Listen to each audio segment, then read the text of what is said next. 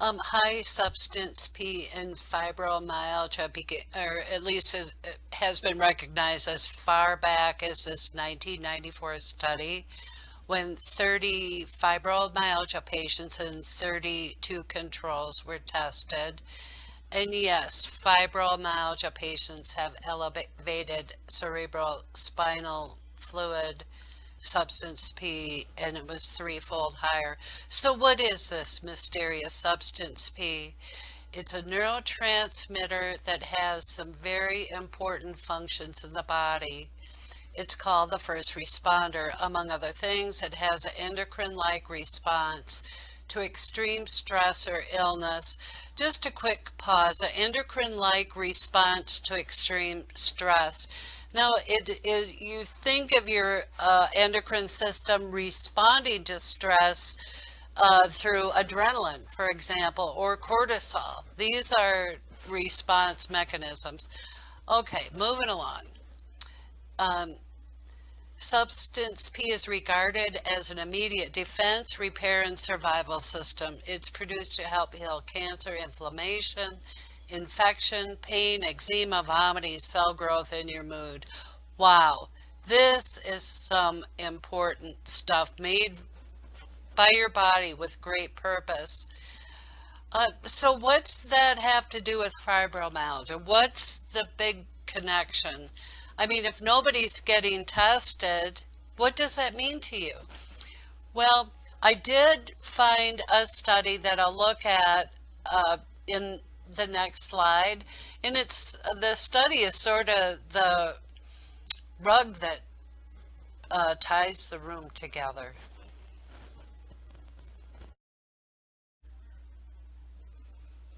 This is a very medically meaty study. Um, there's so much medical jargon in it. And I'll break it down as best I can, but my whole goal is to get to the punchline. And this is from a 2012 study, and it's titled Changes in Pain and Insulin-Like Growth Factor 1 in Fibromyalgia During Exercise, semicolon or colon, the involvement of cerebral spinal inflammatory factors and neuropeptides. So they're talking about IGF-1, and where substance P comes in is the cerebral spinal inflammatory factors. Um, in the next slide, I'll explain what IGF-1 is, the insulin-like growth factor 1. And actually, at the onset of this video, I should have been inviting you to pause the video to read the information. I do want to put my money where my mouth is, back up what I'm saying. That's why I'm getting into the studies, but pause the video to glean more information if you like, of course.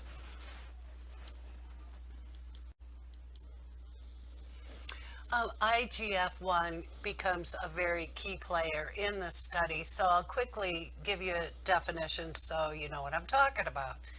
Uh, IGF-1 is a primary mediator of the effects of growth hormone. Growth hormone is made in the anterior pituitary gland, is released into the bloodstream, and then stimulates the liver to produce IGF-1. IGF-1 then stimulates systemic body growth and has growth promoting effects on almost every cell of your body. Almost every cell of your body, especially skeletal muscle, cartilage, bone, liver, kidney, nerves, skin, hematopoietic, your body making blood, and lung cells. In addition to the insulin-like effects, IGF-1 can also regulate cellular DNA synthesis. Okay, this stuff's really important, just like substance P is. Okay, now I'll get into the study. Okay, in the introduction to the study, they're stating fibromyalgia is characterized by chronic pain. impaired growth hormone responses and reduced serum IGF-1 are common in fibromyalgia. Okay, 2012, they're acknowledging an issue with growth hormone, which in turn stimulates your body to make IGF-1. And the aim of their study was to examine changes in serum IGF-1, cerebral spinal fluid, and that's where the substance P comes in, neuropeptides and cytokines. There that is again, and it's a part of a study. And then they go on to describe how the study was conducted. You could pause the video and read up about, low intensity, high intensity, stuff like that. They had 49 patients, and 26 patients agreed to participate in the spinal tap at baseline, and 15 patients also participated after 15 weeks of exercise. And I guess I would be in that secondary group where, unless absolutely necessary, I don't think I'd want my cerebral spinal fluid sampled. This slide here is definitely, you might want to put pause on.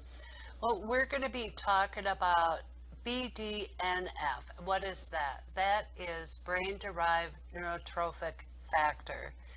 It's a neuropeptide, which is essentially a means of messaging in the neuroendocrine system, and it responds to stress. For example, it regulates growth, survival, and differentiating neurons, and its levels are affected by stress and cortisol. And this is your neuroendocrine system responding to stress, for example. Okay, so back to the study.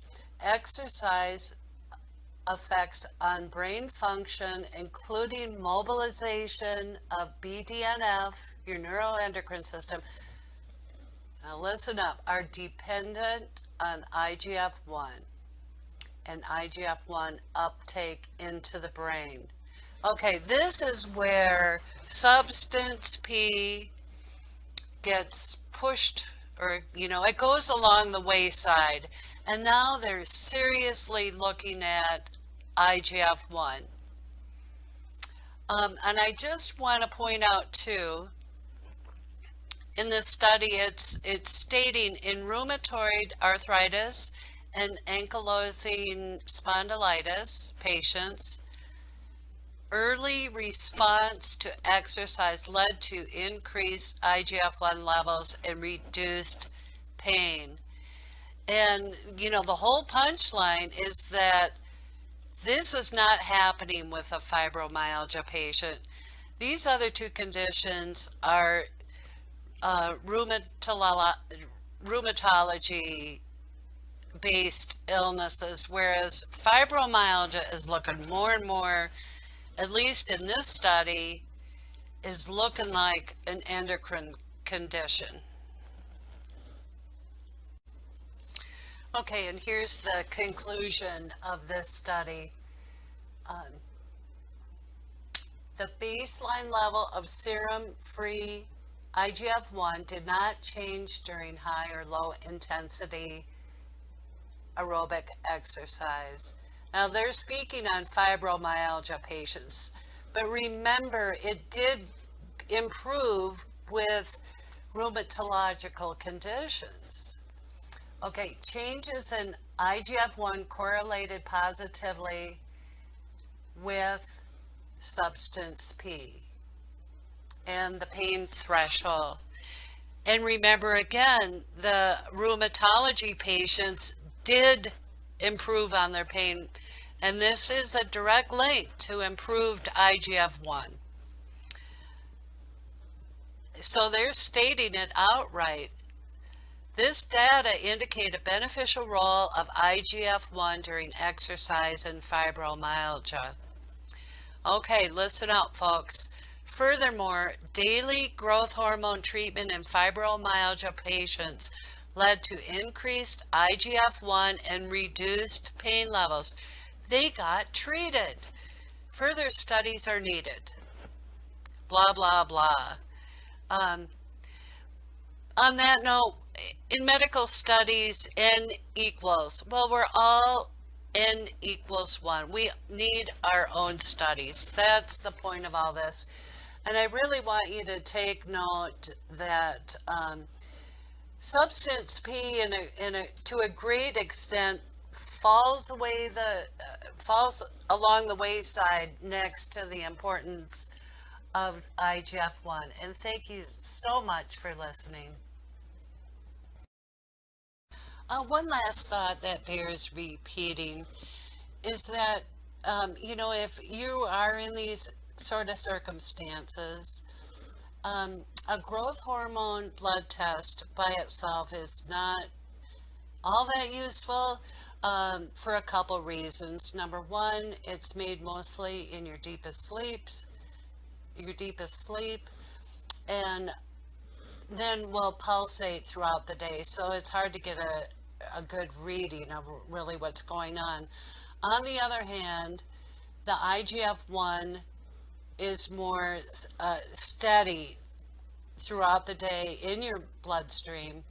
And so that would be the test of choice. So if these circumstances may fit you, you may ask your doctor to order an IGF-1, and that, would be like a first step. And then it would take a good endocrinologist to do a stimulation test to actually get a good reading on your growth hormone. Okay, thanks again.